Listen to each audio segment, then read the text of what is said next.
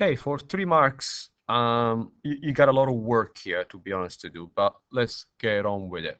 Okay, so the idea is that I have to draw a histogram. Now, a histogram looks like a bar graph, but it's not as simple as a bar graph. Because what I have to basically graph is time versus frequency density. And I started noticing that on my table, I got time, which is great, but I don't have frequency density. So how do I get frequency density? Well, if you remember, the frequency density is your frequency divided by the class width. Now, your class width is you look at a class and you look at the distance between the biggest number and the smallest number. So immediately I can write down that 10 minus 0 is 10. Obviously, here it's going to be 5. 20 minus 15 is 5. 30 minus 10 is 10. And 45 minus 30 is 15. So basically, I got the denominator sorted out. The frequencies normally appears as a frequency, which is how frequent we have certain things. In this case, it's the number of calls. So I can really figure out what's going on. For instance, for the first category, all I have to do is, for instance, frequency 12 divided by 10, which is 1.2. So that's 1.2. 15 divided by 5 is 3. Now 13 divided by 5, for me it's easy. It's almost like doing 26. But if I multiply this by 2, right, and multiply this by 2, this becomes 26. This becomes 10. So 26 divided by 10 is 2.6, which is the same as doing 13 divided by 5. 18 divided by 10 is 1.8. Now 3 divided by 15 is, if you think about it, you could divide both by 3, which is quite easy.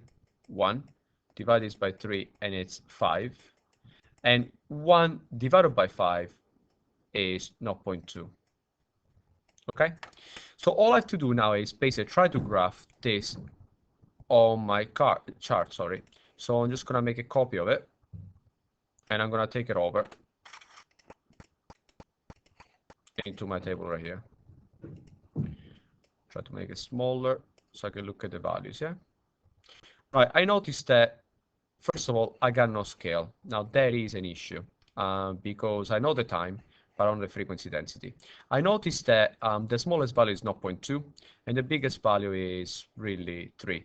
So for me, it's quite easy what to think about as a scale. I can do one box is 0.1. So right here, after 10 boxes, that's 1. After another 10 boxes, that's 2. And after 10 boxes, that's 3. So at this point, it becomes easy to make actually a bar. Why do I say that? Well, because really, between 0 and 10, the frequency density is 1.2. So frequency density. So between 0 and 10, right, the frequency density is 1.2. And I can actually color if I want to. Okay, actually, I like much better gray. There you go, light gray. The next category will be between 10 and 15 is 3. So between 10 and 15, it is 3. Quite a big bar. Really tall bar, not big.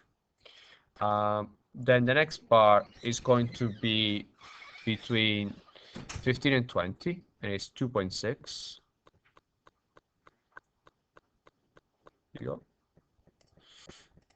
And then I have between 20 and 30, which is 1.8.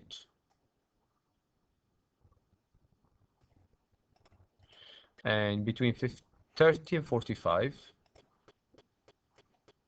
0.2. And there you go. That is your histogram. It looks like a bar graph, but it's really not. Many pupils think that just by doing a bar graph, they get the answer right. It's more complicated than that. So please revise that.